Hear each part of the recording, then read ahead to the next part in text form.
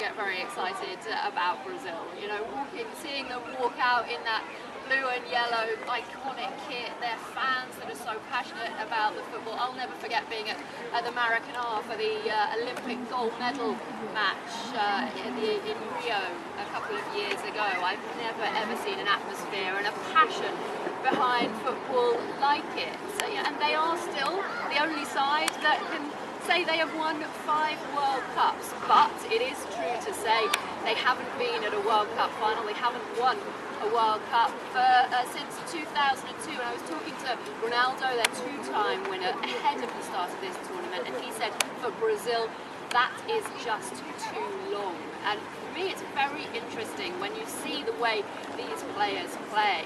They are so aware of that pressure, aren't they? It's so much of the mentality. It's almost becoming a little bit desperate. They have such an array of attacking talent that cannot be denied. Neymar, Coutinho, Gabriel Jesus, you know, they played well. They had a lot of shots last night, but they just couldn't finish it off. And I'm not sure it's the end of the world. I mean, it will feel like it this morning for Brazil, such as their love of football, but they are not in crisis point, are they? They are certainly a better side than the side we saw humiliated in such spectacular fashion 4 years ago in Belo Horizonte in that semi-final. But football goes in cycles, doesn't it? We've seen, you know, so many times in the last couple of weeks the expected doesn't necessarily come to pass. That you don't win a World Cup by clicking your fingers and 5 minutes later you're the world champions. It's about building, it's about strategy, and this is, you would think, a time when Brazil need to go back to the drawing board and say, right,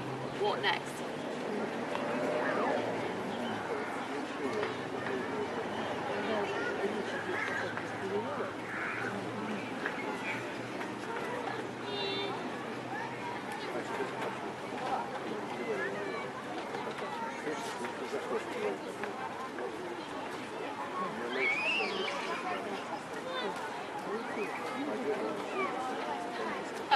Well, I'm proudly wearing my red and white. You know, this is a World Cup which has been so unusual for England because for the first time in a long time heading into a major tournament we were playing down expectations. We weren't getting overexcited because it's such a young team, unproven, with an unproven manager in Gareth Southgate at the national level. But it is remarkable after that penalty win which saw myself and England fans and the players go through every emotion over that 90 minutes, the extra time, and then that penalty shootout, given everything that has happened to England in penalty shootouts in recent times.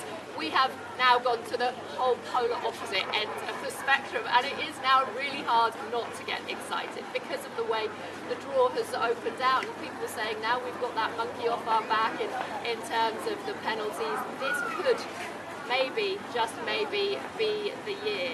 And it's horrible. Gareth Southgate, the England boss, being very careful to say, look, we can't get too excited. Let's be realistic about this. This is very much uncharted territory for the team. But I have to say, the fans who are walking up and down there, the very picturesque seafront here in Swmare, they are getting excited. There is a real sense of anticipation in the air. And you look at the stats, it's not been the best record against Sweden in years gone by, but Harry Kane has scored 6 goals so far on his own at this tournament. That's the same amount that Sweden have scored from their entire team in their opening 4 games. It's going to be tough.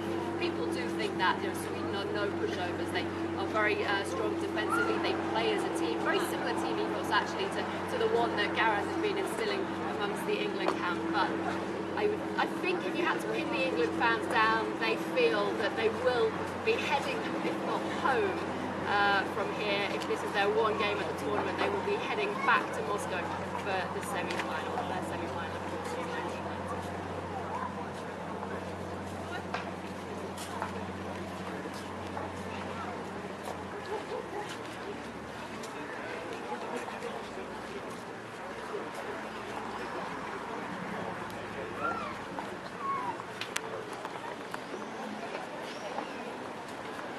Some interesting quotes from the Uruguay boss, Oscar Tabarez, after his side's defeat yesterday, saying the financial aspects of this game can't be ignored. That, you know, we have the top 5 being with the sponsorship power, there is no doubt the top players in the world from around the world gravitate towards those European leagues. But it wasn't that long ago. I remember, standing in England, the criticism was that because we're taking in all these foreign players, that has a massively negative impact on the national team. It means that the homegrown talents aren't getting the chances that they maybe should. What the money does give is the ability to put a plan in place, as we were talking about, to build a national centre. France have Clairefontaine, we have St George's Park in England. But you have to see, you look at Croatia, you look at Sweden, and they and their teams and their setup actually go against that argument, don't they? And there is the European thing.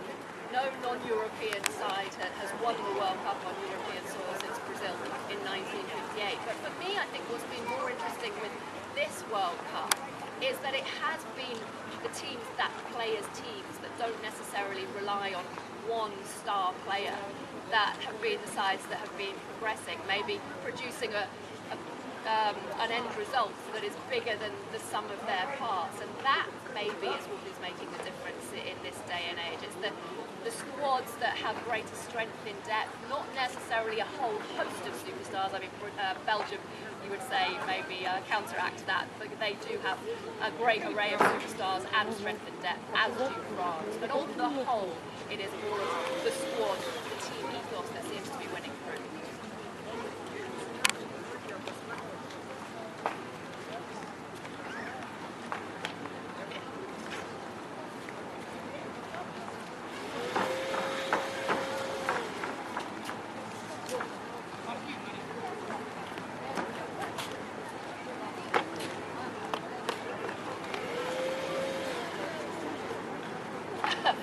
It's hilarious.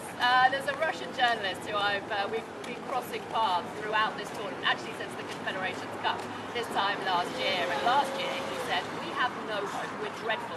We just want to get through it and survive without humiliating ourselves."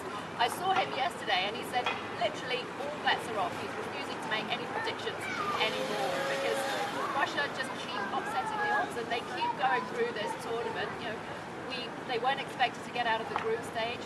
They did. They definitely weren't expected to get past Spain. They did. So on paper, they shouldn't have a chance against Croatia, should they? But people are saying maybe, just maybe, they could do it again. Croatia have, so much more talent, don't they? In the likes of Modric and Rakitic and Perisic, and they know that they are in, as England do, in with a shout, a very, very good shout of making their first World Cup semi-final since 1998. But both of these sides had very emotional, hard-fought last 16 encounters. It'll be interesting to see who manages to kind of recover and come back the strongest from that. But it is very, very interesting with the Russian supporters. You're here in Svmare. It's their last World Cup game today with England against Sweden. But there is no doubt as many, if not more people, will be focused on that later game. The fan zone just up the hill from the beach here, expected to have thousands and thousands of people. You have to say, Russians, when they have been surveyed, only 7% gave them a chance against Spain. Apparently there's now 17% of Russians think their side are going to succeed against Croatia. But as we've seen, that doesn't really mean very much.